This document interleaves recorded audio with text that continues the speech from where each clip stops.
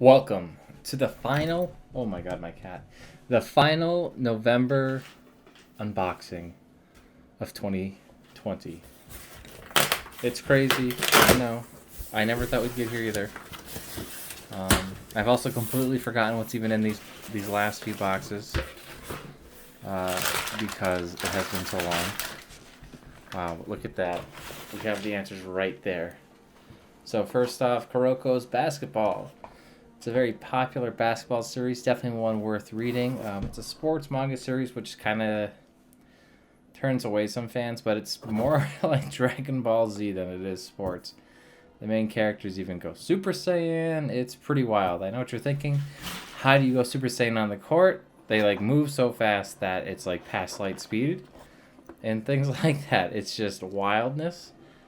So it makes for a pretty good battle manga, even though it's a sports manga. Shonen Jump typically has really good sports mangas, though I find. They're mostly definitely worth reading. Kurokos Basketball being one of them for sure. Here's the next volume of Kurokos Basketball here that I got in the box, 7 and 8. I'm actually missing, I think it's 9 and 10. I got the whole series for 9 and 10 because my basket was just that full, and I didn't realize that I was missing one. I bought the series all at once. So, well, mostly all at once. I think I got 1, 2, 3, 4 earlier, but the rest of it I got in a big bulk buy during the Viz Media sale, which I could not buy since the double volumes are typically so expensive by comparison to the singles, of course. So when I saw the discount, I was like, yup. Negima, volume 6. This collects 3 volumes in it, which makes it look so giganto. I kind of wish I had the singles for Negima because I feel like the singles look better than the omnibuses, but I don't really know if they have any features in them. I just like all the different title covers.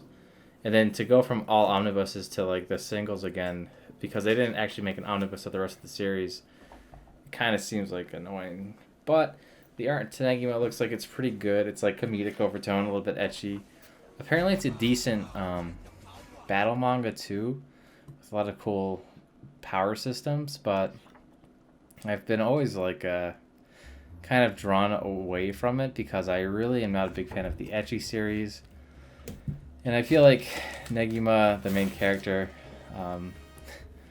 seems I don't know, not very appealing.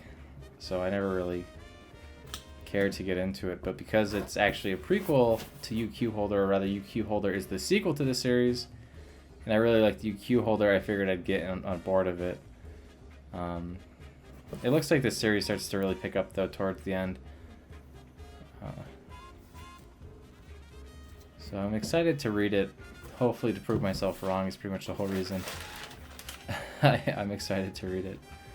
Now what to show off next? We got a few good ones here. Yawamushi Pedal.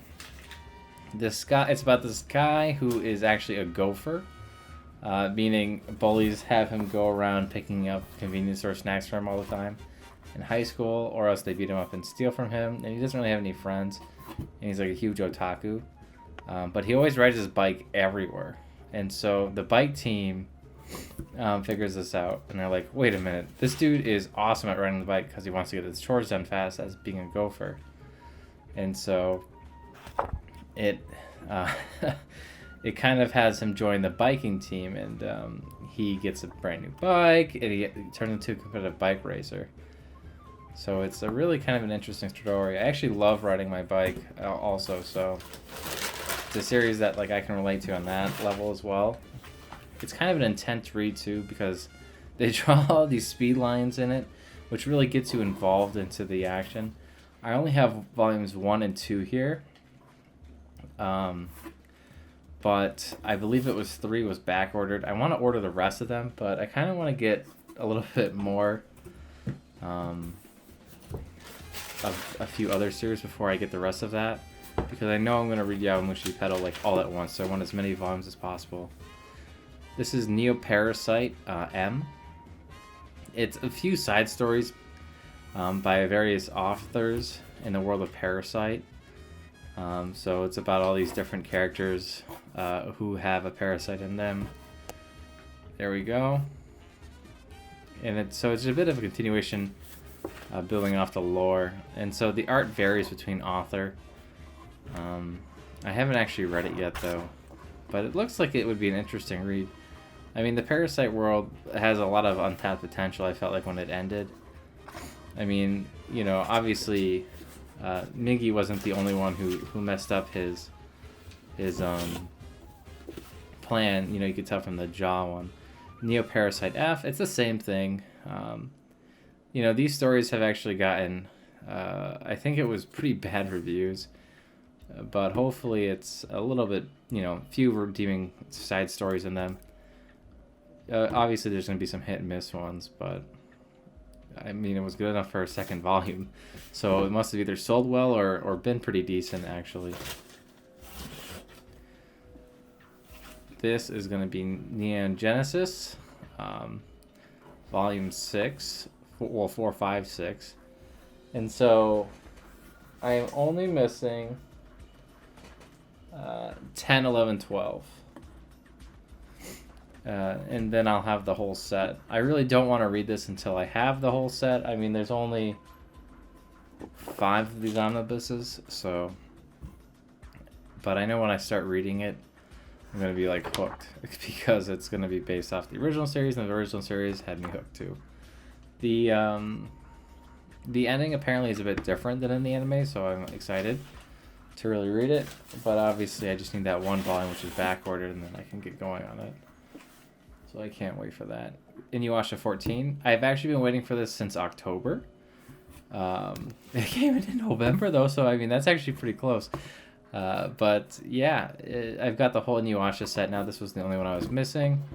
I really wanted to read this before Yashahime aired, but life had other things in its mind. I got a little bit too busy with my move and everything. So I wasn't actually able to complete it by October or whenever Yashahime started. But there was a big sale of Haiku and YuGiOh at the time, so I bought them all. Felt like it was a good deal at the time from Right Stuff. Let's see. Here we have Satoshi Kon's Opus. This actually doesn't have an ending because the author died as he was writing it. It's widely regarded as one of the best meta kind of creations of manga ever. Pretty much a manga author gets sucked into his manga he's making that he can't make up a good ending. It's the guy who actually helped write Tokyo Godfathers and Perfect Blue. The art to it is really amazing, and based on the concept alone, despite it not having an ending, it just seems really interesting and quite surreal. So I'm excited to read this meta kind of commentary on the manga world. And I obviously wish it had an ending, but it's kind of interesting that it doesn't. It leaves that up to interpretation to the reader.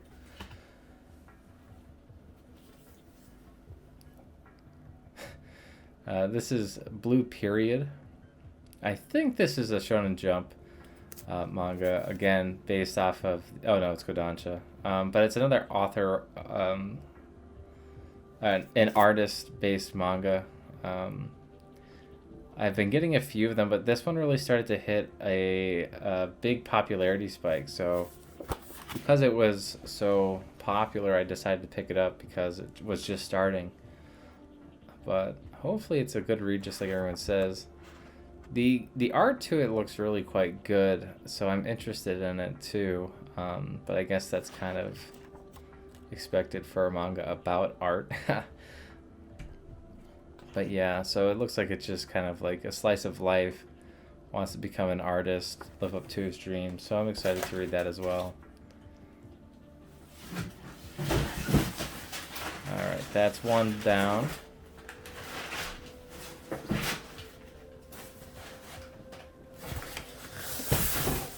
Here we go.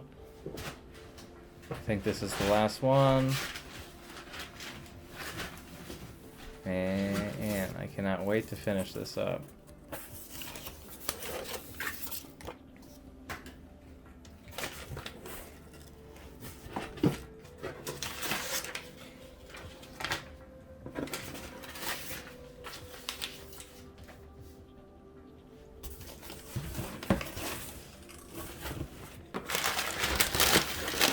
Alright, so this one's going to be probably a quick one here. This is a box set.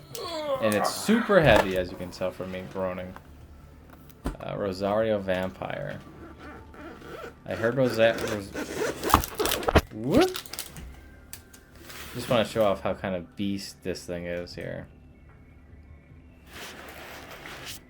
So here you can show off the art to it.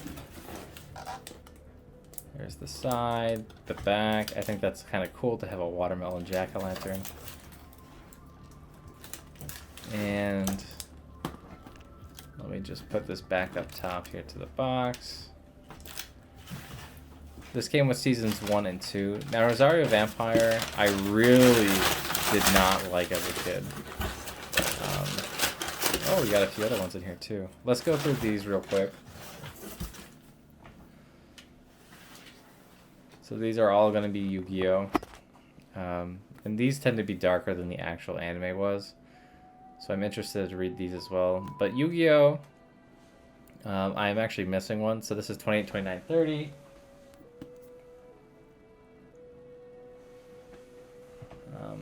But I'm missing, what is it here? 7, 8, 9. So I'm kind of missing the beginning part, which is really annoying. But I'm really interested to see how all these cards are drawn and everything like that. And based on the speed lines, it looks like it's very intense. I watched the anime, but I haven't gotten to the final season yet. I just finished the Dragon arc. When I was younger, I finished all the way up to the Battle City tournament arc, and then I skipped to the end to see Yugi versus Yami. Because I wanted to see that fight, but I didn't really care about what was going on in between. Here's 31, 32, 33. I think everything else is filler until he gets the Yugi versus Yami fight anyways, including the Dragon arc. The Dragon arc was interesting, but it wasn't really that great, in my opinion. You know, it's hard to follow up Battle City arc, the Battle City tournament, and then go into that. 34, 35, 36. Yami with Slifer the Sky Dragon. I think it's pretty sick. It's a pain in the butt that it's all black because the defects show up like really obviously. You can see how the corners are kind of worn down despite it never being red, at least to my knowledge, right? A few guys at the Right Stuff warehouse could be like reading these things on their breaks or something. I don't really know. I doubt it, but you know, they could be. And the last one's actually a double 2-in-1. It's 37, 38. And this is Yugi kind of showing that he's grown enough that he doesn't need Yami, and so Yami can go to rest. Spoilers on the ending, by the way. But I will have you know this, that I don't even know that that's how this ends. And for all I know, it's actually a completely different ending. And I also didn't really see the ending to the anime. I just watched the duel. But I just think that's why he does it. So, you know, that's my hypothesis anyways. Alright, so here's the inside of Rosario Vampire. Again, I didn't really want to be interested into the series because I don't really like the Super Ichi romance kind of animes that much. It's not really my thing, but you can see season 1 and 2 here. Season 1 all on the one top. Season 2 on the bottom with the numbers in various colors, which is nice. I really wish that they could just give 12 and 12 because it'd be cool if this top was just all season 1, the bottom was all season 2, but oh well. Anyways, pretty much that main cover is exactly why I never wanted to read this, but I heard this turns into actually a pretty decent battle manga, like after the first 3 volumes. I have a feeling it started to dip in popularity in the weekly magazine, that's why I kind of had to make that big shift. That's typically what happens in Shonen Jump. I think it happened in Reborn also, where Reborn started off as just kind of like a gag manga that wasn't really taking off. And then around volume like 6 or 7, I believe it was, it actually shifted to a battle manga. And so by making that nice kind of sidestep, it really took off. The downside is it made it kind of too late because in America they stopped releasing it after volume like 13, and because the sales were too low. So I don't really know what the difference is between season 1 and season 2 of Rosario Vampire. I don't know if it carries over the same characters or a timeline, or if it's like just a continuation of the same world. I like how there's a little test at the back of each of these little books. Just like a nice added touch. I don't think the art looks like it's anything all that great. to be honest with you. But hopefully the battles on the power system is interesting, because people say it's a pretty good battle manga, so I'm excited to see if that's true or not. The book, the box set was actually on sale, also part of the Viz media sale.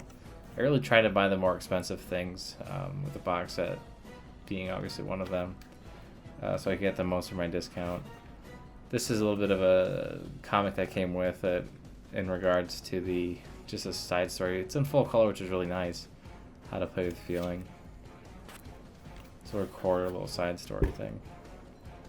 So I won't bore you by going through each and every one of the covers, but this is kind of the basis of the box set. It closes nicely with the Velcro. I really like how the box sets by Shonen Jump actually have that Velcro there. Really makes it feel nice. And here it is. All of my manga in its glory from the haul of November. I can't even believe that this is only November. It was a huge haul. I've never ever dreamed I would spend the money for this. I also never dreamed that I would actually get this all at once like this. It was awesome.